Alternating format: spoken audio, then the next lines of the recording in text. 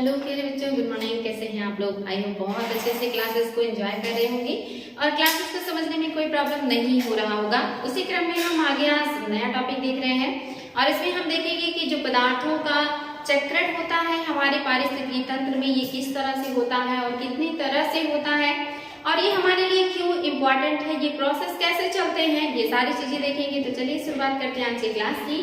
और आज जो आपका हेडिंग है ये है पारिस्थितिकी तंत्र के पदार्थों का संचरण, यानी कि जो पारिस्थितिकी तंत्र है इसमें पदार्थों का संचरण कैसे होता है।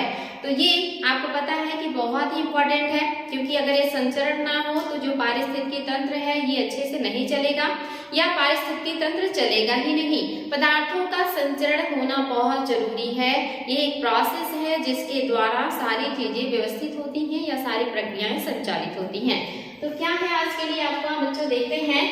जीवमंडल, वायुमंडल, जलमंडल तथा स्थल मंडल में विभिन्न जैविक एवं अजैविक तत्वों का विभिन्न चक्रों के माध्यम से इस तरह संचरण होता रहता है कि इन तत्वों का सकल जो द्रव्यमान है प्रायः एक समान रहता है।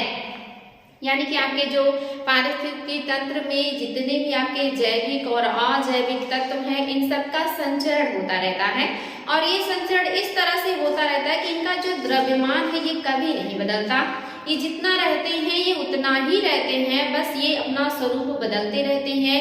एक स्वरूप से दूसरे स्वरूप में, दूसरे से फिर तीसरे और फिर लास्ट में उसी स्वरूप में आ जाते हैं जहां से वो शुरुआत करते हैं। जैसा कि इसके पहले हमने देखा था कि जल का जो चक्रण है, यानी कि ये चक्रण होता रहता है। जल अपना स्वरूप बदलता है लेकिन उसकी क्वांटिटी, उसकी जो द्रव्यमान है वो कभी नहीं बदलता है, ये बस स्वरूप बदलता है और उसी को हम कहते हैं जल चक्र। इसी तरह के जो आपके जैविक और अजैविक पदार्थ है इनका भी चक्र चलता है और ये चक्र एक रूप से दूसरे रूप में बदलता रहता है, लेकिन इनका द्रव्यमान कभी घटता बढ़ता या नहीं बदलता है।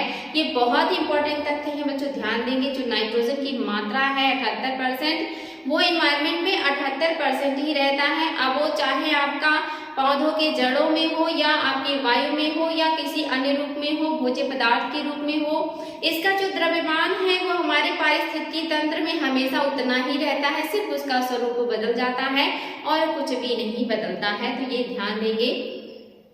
तो आप यहाँ पे देख रहे हैं कि किस तरह से पदार्थों का संचरण हो रहा है लेकिन द्रव्यमान परिवर्तित नहीं हो रहा है। जीवमंडलीय पारिस्थितिकी तंत्र में संचरित होने वाले पोषक तत्वों को 3 वर्गों में विभाजित किया जाता है। जो हमारे जीवमंडल में या जो हमारी पारिस्थितिकी तंत्र है इसमें जो पदार्थों का चक्रण होता है, इन पोषक पदार्थों को हम 3 भागों में बांट करके देखते हैं, जिसमें है आपका बृहद पदार्थ और आपके हैं गौण पदार्थ और आपका जो तीसरा है ये सूक्ष्म पोषक तत्व। तो बृहद पोषक तत्व वे पोषक तत्व होते हैं जिनकी हमारे शरीर को सबसे ज्यादा जरूरत होती है, या जो भी आपके जैविक जो जीव जंतु हैं, पादप हैं, उनको जिन पदार्थों की ज्यादा मात्रा में आवश्यकता होती है उसे हम बृहद पोषक तत्व कहते हैं, और जिन पोषक तत्वों की उन्हें गौण मात्रा में जरूरत होती है उसे हम गौण पोषक तत्व कहते हैं, और जिनकी जरूरत जो जीव जंतु हैं या जो पादप हैं उनको सूक्ष्म मात्रा में या बहुत कम मात्रा में जरूरत होती है उसे हम सूक्ष्म पोषक तत्व कहते हैं। तो एग्जाम में आता है क्वेश्चन कि बताएं इनमें से कौन कौन से हैं जो बृहद पोषक तत्व हैं या इनमें से कौन है जो बृहद पोषक तत्व नहीं है।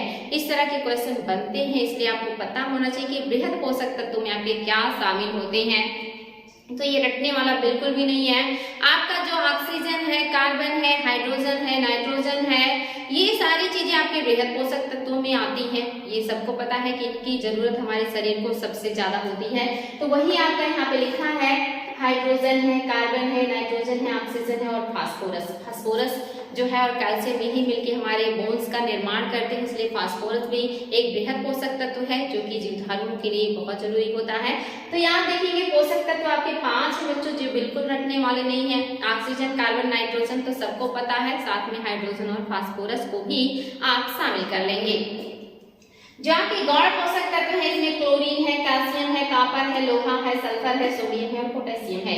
ये सारे पोषक तत्वों की भी आपके शरीर को जरूरत होती है। ऐसा नहीं कि कम जरूरत है तो बिना इनके चल जाए काम, इनके बिना काम नहीं चलने वाला है। इनकी जितनी मात्रा भी निर्धारित है हमारे शरीर के लिए उससे कम अगर ये होते हैं तो हमारे लिए प्रॉब्लम क्रिएट करेंगे, लेकिन अगर इससे ज्यादा हो गए तो भी हमारे लिए अच्छा नहीं है। तो इनकी जो मात्रा है कम से कम उतनी तो हमारे शरीर को या पादपों को मिलनी ही चाहिए। इनकी कमी से विभिन्न रोग या हमारे शरीर का जो विकास है ये अवरुद्ध हो जाता है। तो इम्पोर्टेंट है बच्चों, गौड़ में आपकी क्लोरीन है, कैल्शियम है, कॉपर है, आयरन है, सल्फर है, सोडियम है और पोटेशियम है। इसके अलावा जो आपके हैं वो है सूक्ष्म पोषक तत्व, जिसमें है एल्यूमिनियम है, बोरान है, ब्रोमीन है, जिंक है, कोबाल्ट है, आयोडीन है और क्रोमियम है। ये ध्यान देंगे इतने जो है आपके ये सूक्ष्म पोषक तत्व हैं। ज्यादातर एग्जाम में बृहद को ही पूछता है, लेकिन अगर कभी गौड़ को भी पूछ सकता है, सूक्ष्म को भी पूछ सकता है। तो ध्यान देंगे जो बृहद वाले हैं ये आपके गौड़ और सूक्ष्म में नहीं आएंगे। जब यहाँ से क्वेश्चन बनेगा तो इस पदार्थ को उठा के उसमें शामिल किया जाएगा, और जब आपका बृहद वाला क्वेश्चन बनेगा और एलिमिनेट करना होगा तो इनमें से कोई पदार्थ उठा के इसमें शामिल कर दिया जाएगा। तो अगर आपने इसको केयरफुली देखा, समझा और रिविजन किया तो एग्जाम में ये क्वेश्चन बिल्कुल भी गलत नहीं होंगे। आगे जो है बच्चों आपका है भू जैव रासायनिक चक्र।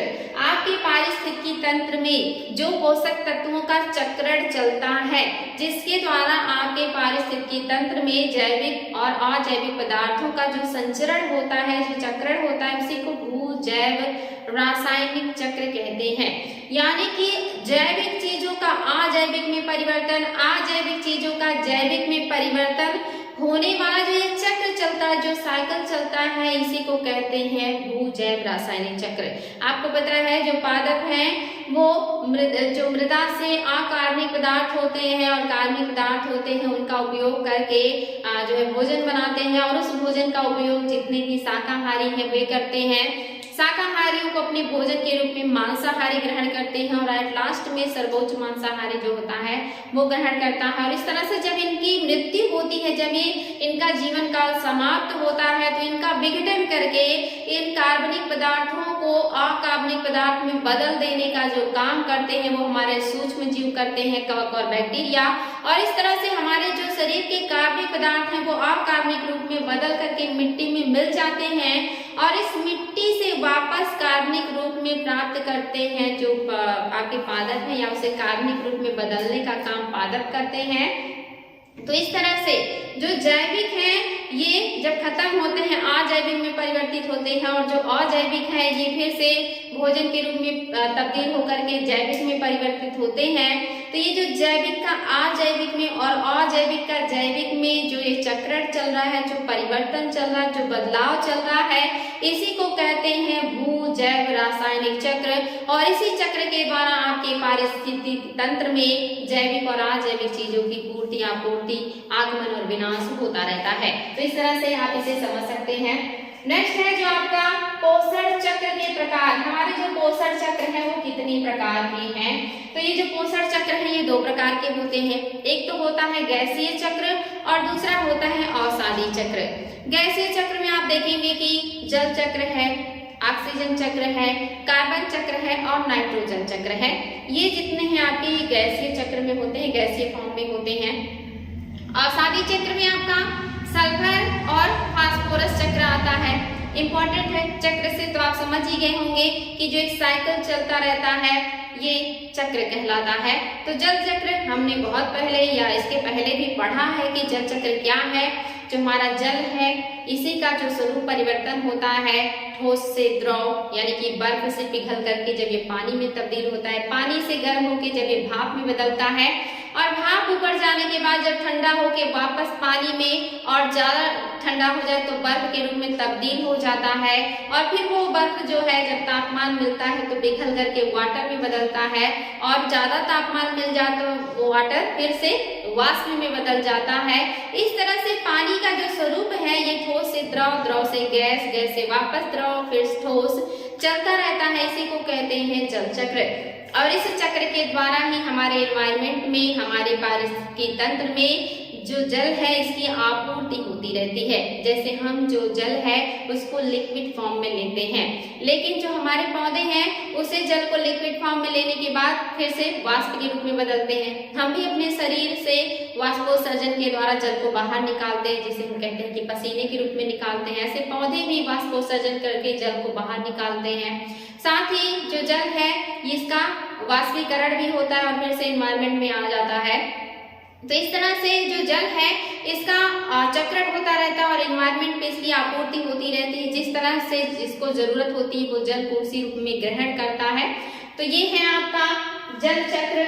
और जल चक्र आप जानते हैं कि ये जो जल है ये हमारे धरती पर दो रूप में मिलता है, एक तो नमकीन पानी के रूप में और दूसरा आपका स्वच्छ या मीठे पानी के रूप में। नमकीन पानी के रूप में हमारे पास जो जल है वो ज्यादा मात्रा में है, 97% से भी ज्यादा जो वाटर है हमारे स्थल पर या धरती पर वो है नमकीन या लवण युक्त या नमक युक्त वाटर है, या उसको समुद्री या सागरीय जल भी कह सकते हैं। और जो 2% से भी कम या मोटा मोटा 3% ले लेते हैं, हालांकि ये 2% से कम है, जो आपके मीठे पानी के रूप में या पीने योग्य पानी के रूप में आपके धरती पर उपलब्ध है, वो मात्र 3% से कम ही है। और वो 3% को अगर 100% कर ले तो उसमें से 75% जो मीठा पानी है या जो अलवणीय जल है या जो स्वच्छ जल है ये आपका ग्लेशियर्स और हिमनद के रूप में आपकी धरती पर उपलब्ध है। तो मीठे पानी का सबसे ज्यादा जो स्वरूप है वो आपका बर्फ या हिमनदों के रूप में धरती पर पाया जाता है। दूसरा जो है 24% जल आपके भूमि के अंदर पाया जाता है, धरातल में पाया जाता है। इसके बाद आप देखेंगे कि 3% है वो है आपका झील में, और 0.03% जो है वो आपकी नदियों में है। इसके अलावा आप देखेंगे कि जो थोड़े बहुत बचते हैं वो आपके इन्वायरमेंट में जल का परसेंटेज पाया जाता है। यानी कि सबसे ज्यादा मीठे पानी के रूप में जो जल है ये ग्लेशियर के रूप में या हिमनदों के रूप में है, और दूसरे नंबर पर ये भूमि में है। तो बच्चों ये कूट में मिलाने के लिए किया जाता है। एक तरफ दे दिया जाएगा कि जो क्वेश्चन होगा कि स्थल पर मीठे पानी के जल का जो है परसेंटेज के आधार पर कूट मिलाए, तो एक तरफ आपका ग्लेशियर होगा, आपकी भूमिगत जल होगा, और इसके अलावा आपकी इन्वायरमेंट या नदी और झील होंगे। दूसरी तरफ ये जल की जो क्वांटिटी आपके सामने दी हुई है ये दिया रहेगा, और आपको वहाँ पर मैच करना होगा। तो ये बिल्कुल रटना नहीं है, आप इसको सीक्वेंस में याद रखें। सबसे ज्यादा हिमनद है, उसके बाद आपकी भूमिगत जल है, उसके बाद जो है ये आपका है झील में, और आपका 4th नंबर पे आ जाएगा वो नदियों में पाया जाता है। तो ये बिल्कुल भी रटने वाली चीज नहीं है, आसानी से याद हो गया होगा। यही जो जल की मात्रा है, टोटल मात्रा है, यही अपना स्वरूप बदलता रहता है, जो कि जल चक्र कहलाता है। दूसरा है आपका कार्बन चक्र। कार्बन की मात्रा हमारे एनवायरनमेंट में कैसे आती है? तो हमें पता है कि जो कार्बन है ये जीवाश्म ईंधनों से निकलता है, ज्वालामुखी उद्गार से निकलता है। साथ ही जितने भी जैविक चीजें हैं उनके शरीर में भी कार्बन पाया जाता है, उनके भी मृत्यु होने पर वो मुक्त होता है। इसके अलावा बहुत सारे स्वरूप में कार्बन हमारे यहाँ देखेंगे। जो हमारा बर्फ होता है ये भी ठोस कार्बन है, और जो हमारा समुद्र है इसमें 71% कार्बन का सिंक के रूप में वर्क करता है। इस तरह से हमारे धरती पर विभिन्न रूपों में, चाहे वो जैविक हो, अजैविक हो, चाहे वो कार्बनिक पदार्थ हो, इन सब में कार्बन की मात्रा पाई जाती है। और हमारे एनवायरनमेंट में भी आप जानते हैं कि 0.03 जो % है ये आपके कार्बन का है। तो इस तरह से कार्बन की जो मात्रा है ये विभिन्न रूपों में पाया जाता है, और यहीं से कार्बन एनवायरनमेंट में मुक्त होता रहता है। अगर हम जीवाश्म ईंधनों का बड़े पैमाने पे उपयोग करते हैं तो वहां से कार्बन मुक्त होकर एनवायरनमेंट में आता है। साथ ही हम अगर ज्वालामुखी उद्गार होता है तो देखते हैं कि उससे भी कार्बन मुक्त होता है। इसके अलावा जंगल में अगर आग लगती है तो उससे भी कार्बन मुक्त होता है। हम अपने घरों के जो अवशिष्टों को जलाते हैं, जो अन्य चीजों को, लकड़ियों को, गोबर के जो उपले होते हैं, इन सारी चीजों को जलाते हैं तो उससे भी कार्बन मुक्त होता है। इसके अलावा जितने भी आपके फ्यूल हैं, चाहे वो कोयला हो, चाहे वो लिक्विड रूप में हो, इन सभी से आपके एनवायरनमेंट में कार्बन मुक्त होता है। तो इस तरह से जो कार्बन है ये एनवायरनमेंट में आता रहता है। एनवायरनमेंट से फिर जो है जब पौधे प्रकाश संश्लेषण करते हैं तो उसे भोजन के रूप में ग्रहण करते रहते हैं, लेकिन फिर से ये उपापचय या श्वसन के द्वारा इन्वायरमेंट में फिर से मौजूद या उपलब्ध हो जाता है। और जब हम जीवाश्म ईंधनों का या ऐसी चीजों का दोहन ज्यादा करने लगते हैं तो इन्वायरमेंट में कार्बन की मात्रा बढ़ जाती है, और जो कार्बन की मात्रा अगर बढ़ती है तो हमारे इन्वायरमेंट में ग्लोबल वार्मिंग जैसी समस्याएं उत्पन्न हो जाती हैं, क्योंकि जो कार्बन है ये ग्रीन हाउस गैस है। इसीलिए वर्तमान में बहुत ज्यादा जीवाश्म ईंधनों, औद्योगिक धंधों के विकास और इस तरह की चीजों की वजह से आप देख रहे हैं कार्बन की मात्रा बहुत ज्यादा बढ़ती जा रही है, जिसकी वजह से ग्लोबल वार्मिंग या भूतापीय घटनाएं हो रही है जो हमारे लिए बहुत ही घातक सिद्ध हो रही है।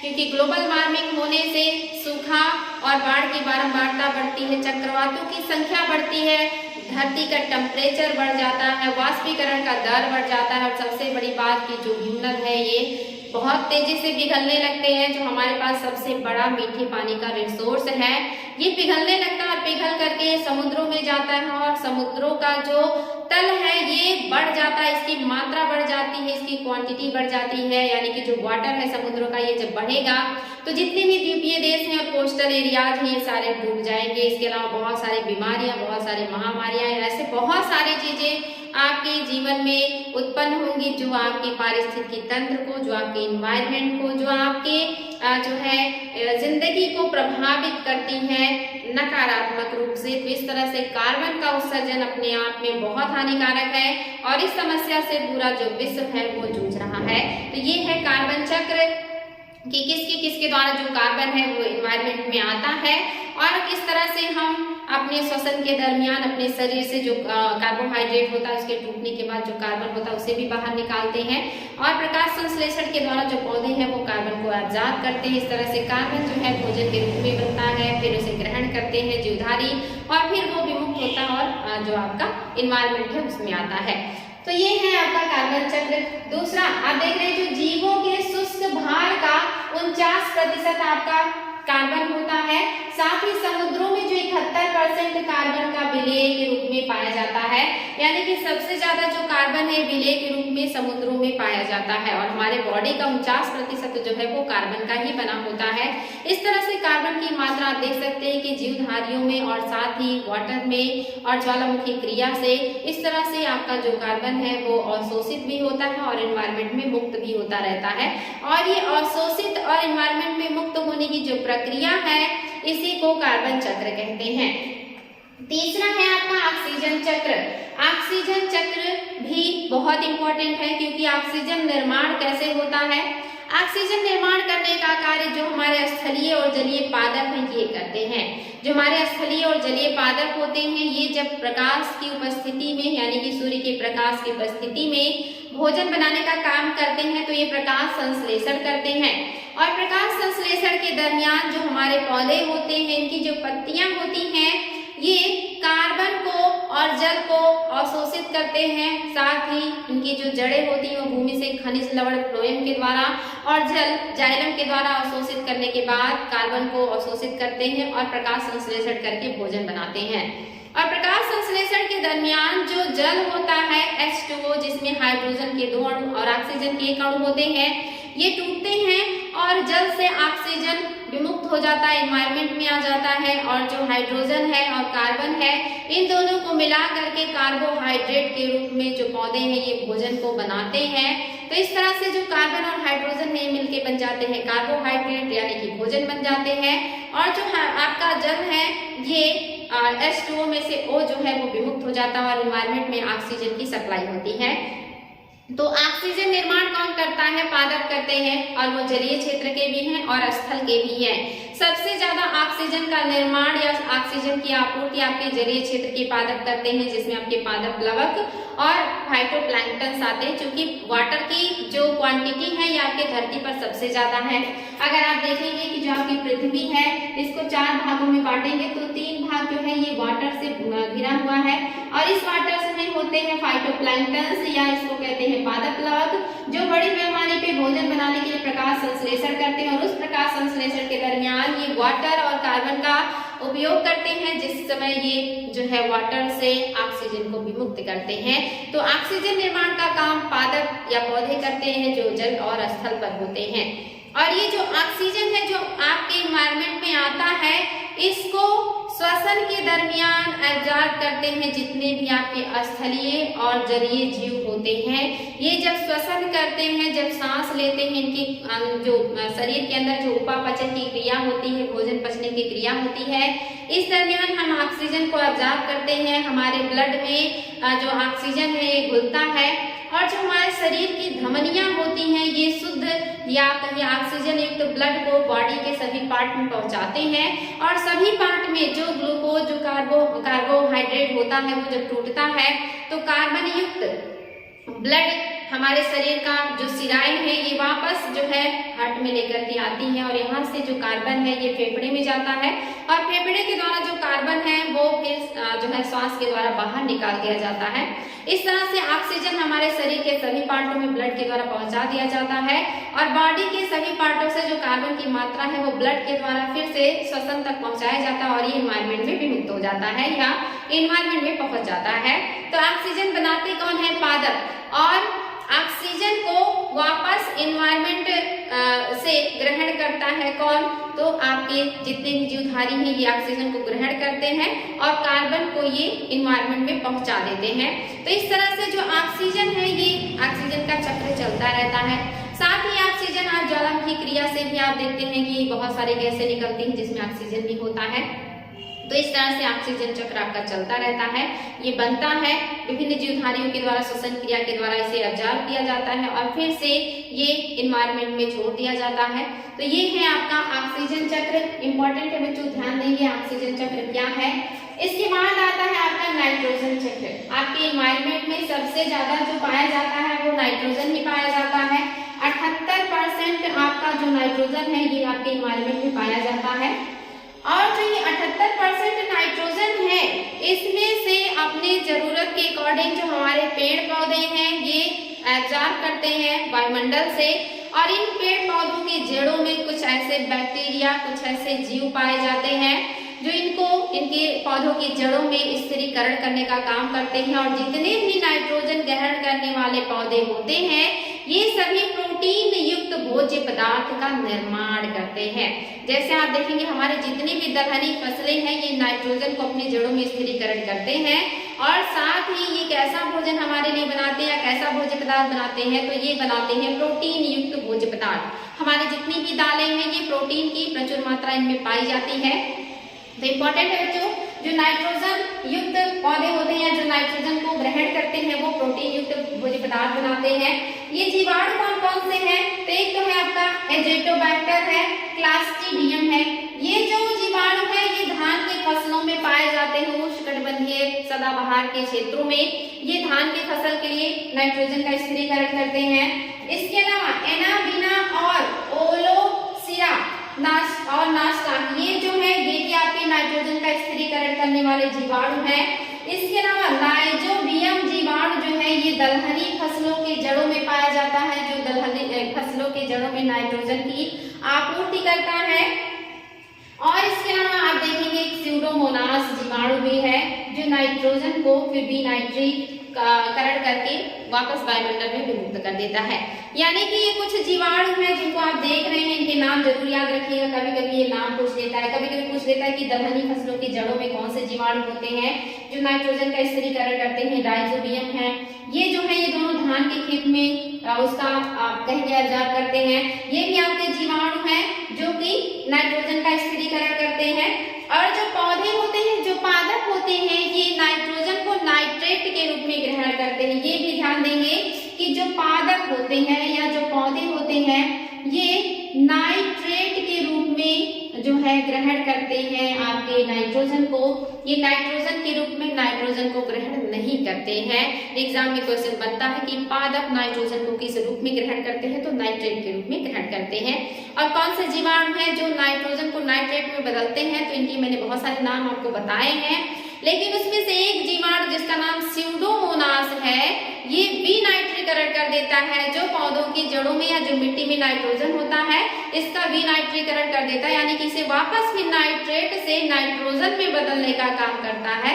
तो यही एग्जाम में क्वेश्चन बन जाता है कि कौन सा जीवाणु है जो अच्छा नहीं होता है, जो कि नाइट्रेट को वापस नाइट्रोजन में बदल देता है। वो है आपका स्यूडोमोनास। इस तरह से नाइट्रोजन का जो चक्र है ये चलता रहता है। एनवायरमेंट से ये मिट्टी में आता है, मिट्टी से भोज्य पदार्थों में जाता है और मिट्टी से वापस फिर इसका विनाइट्रीकरण करके एनवायरमेंट में भेज दिया जाता है और ये काम करने का जो काम करता है ये स्यूडोमोनास है। तो ये जो आपके जीवाणु है इनके साथ साथ आप इस स्यूडोमोनास का नाम भी जरूर याद रखेंगे जो विनाइट्रीकरण कर देता है नाइट्रोजन का। ये है आपका नाइट्रोजन चक्र। ये आपके चार जो है ऑक्सीजन, कार्बन, नाइट्रोजन और जल चक्र जो है ये गैसीय चक्र में आते हैं। और आपका जो है अवसादी चक्र में इसमें एक है फास्फोरस और दूसरा है आपका सल्फर। फास्फोरस चक्र में क्या होता है कि इसमें जो प्राणियों को अपना जो कवच बनाने के लिए, यानी कि बहुत सारे जीव हैं जो अपने शरीर पर एक कवच, एक खोल बनाते हैं, वो खोल किसका बना होता है? वो बना होता है फास्फोरस का। या हमारे जो दांत हैं, हमारी जो अस्थियां हैं, ये सारी किसकी बनी होती है? फास्फोरस की। इसमें कैल्शियम और फास्फोरस का जो है योगदान होता है। फास्फोरस इसमें बड़ी मात्रा में पाया जाता है। इस तरह से इन चीजों के निर्माण के लिए फास्फोरस की जरूरत पड़ती है। प्राकृतिक भंडार जो है फास्फोरस का ये चट्टानों में होता है जो कि फास्फेट के रूप में होता है। ये भी ध्यान रखेंगे कि जो प्राकृतिक रूप से हमारा फास्फोरस पाया जाता है ये चट्टानों में पाया जाता है, लेकिन ये फास्फेट के रूप में होता है और इसे फास्फेट के रूप में जो उपलब्ध होता है जिसे फास्फोरस के रूप में ग्रहण किया जाता है। और ये जो पदार्थ हैं इनके द्वारा जो इन पदार्थों को जो पौधे हैं ये भोजन बनाने के दरमियान उपयोग करते हैं और उन पौधों से इन सारे पदार्थों को हम ग्रहण करते हैं। हमारे शरीर को इन्हीं से पूर्ति होती है। आपको पता है आपके शरीर को बहुत सारे पदार्थों की जरूरत होती है जिसमें बृहद, सूक्ष्म और गौण पदार्थ आते हैं और ये सारे पदार्थों की आपूर्ति आपको भोज्य पदार्थों से ही होता है। आपकी जरूरत के अकॉर्डिंग आप भोज्य पदार्थों को ग्रहण करते हैं और उससे आपको भिन्न भिन्न भोज्य पदार्थों से सारे जितने विटामिन हैं, जितने भी आपके आयरन, कैल्शियम जो भी पदार्थ है, फास्फोरस है, सोडियम है, वो आप भोज्य पदार्थों से ही ग्रहण करते हैं। तो मनुष्य को ये कैसे मिलता है? तो ये आपके भोज्य पदार्थों से मिलता है। अगर इन सारी चीजों की कमी होती है आपके भोज्य पदार्थों में तो आपके शरीर में इन सबकी कमी हो जाती है। जैसे विटामिन ए है, अगर आप विटामिन ए से युक्त चीजों का सेवन नहीं करेंगे तो आपके शरीर में विटामिन ए की कमी हो जाएगी। आपको अगर कैल्शियम की जरूरत है और आप कैल्शियम की उतनी मात्रा नहीं ले रहे हैं जितनी आपको जरूरत है तो आपके शरीर में कैल्शियम की कमी हो जाएगी। इस तरह से जो शरीर है इसको जितनी भी जरूरतें होती है ये भोज्य पदार्थों से ही शरीर को मिलती हैं। और ये जो भोज्य पदार्थ है ये बनाता कौन है? ये पौधे बनाते हैं। और इन पदार्थों के भोज्य पदार्थ कहाँ से मिलते हैं? तो मिट्टी से मिलते हैं, हवा से मिलते हैं, जल से मिलते हैं। इन्हीं सारी चीजों से जो पौधे हैं ये इन खनिज तत्वों को, इन भोज्य पदार्थों को अपने अंदर एब्जॉर्ब करते हैं, भोजन बनाते हैं और फिर हम उसे ग्रहण करते हैं और अपने शरीर में इन सारी चीजों की पूर्ति करते हैं। तो हमारे शरीर में फास्फोरस कैसे होता है या कैसे आता है? तो पौधों के द्वारा बनाए गए भोज्य पदार्थों से, जिसे हम ग्रहण करते हैं।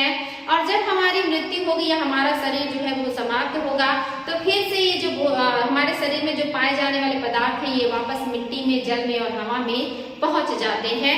तो इस तरह से आपका फास्फोरस चक्र भी चलता रहता है। नेक्स्ट है आपका सल्फर चक्र। याद रखें कि यह प्रोटीन का महत्वपूर्ण घटक है।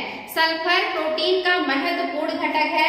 यह गैसीय तथा अवसादी दोनों रूपों में पाया जाता है। ये चीज याद रखेंगे बच्चों कि जो आपका सल्फर है ये गैसीय और अवसादी दोनों रूपों में पाया जाता है और ये प्रोटीन का महत्वपूर्ण घटक है, इंपॉर्टेंट तथ्य है। चट्टानों के अपक्षय और अपरदन तथा जैविक पदार्थों के जीवाणुओं एवं कवकों के द्वारा विघटन से सल्फर का स्थलीय एवं जलीय पारितंत्र में गमन होता है। क्योंकि जो सल्फर है ये आप देख रहे हैं गैसीय और अवसादी दोनों रूपों में पाया जा रहा है। साथ ही ये प्रोटीन का एक महत्वपूर्ण घटक है। लेकिन ये हमारे शरीर में या जीवधारियों को कैसे मिलता है? तो यहाँ पे देख सकते हैं कि चट्टानों के अपक्षय अपरदन या तथा जो जैविक पदार्थ और जीवाणु और कवकों द्वारा विघटन से सल्फर का स्थलीय और जलीय क्षेत्रों में गमन होता है। यानी कि जितने भी जैविक पदार्थ हैं इनका जब जीवाणु और कवकों के द्वारा विघटन किया जाएगा तो ये जल में और सभी जगह पे पहुंच जाएंगे। या जो आपके चट्टान है इनका जब विघटन अपक्षयपर्दन होगा तो ये जो है जल में और एनवायरमेंट में पहुंचते हैं। इस तरह से ये जल और एनवायरमेंट में पहुंचते हैं और वहां से फिर जो जीव है उसे ग्रहण करते हैं और ये चक्र चलता रहता है। तो इस तरह से जो ये चक्र चल रहा है किसी भी चीज के स्वरूप बदलने का, इसी को कहते हैं जो है चक्र। अब वो चाहे आपका फास्फोरस चक्र हो, चाहे वो सल्फर चक्र हो, नाइट्रोजन हो या ऑक्सीजन चक्र हो, ये जो चक्र है ये कितना इंपॉर्टेंट है अब आपको समझ में आ गया होगा। और ये क्यों चलता है ये भी समझ में आ गया होगा। और इस चक्र में सिर्फ स्वरूप बदल रहा है, द्रव्यमान नहीं बदलता है, ये चीज याद रखेंगे। तो आई थिंक आज की क्लास समझ में आई होगी और अब आपको इस तरह की चीजों में कंफ्यूजन नहीं होगा और ये एग्जाम के लिए आपके लिए काफी हेल्पफुल होगा। और इसी के साथ आज के लिए इतना ही। Thank you.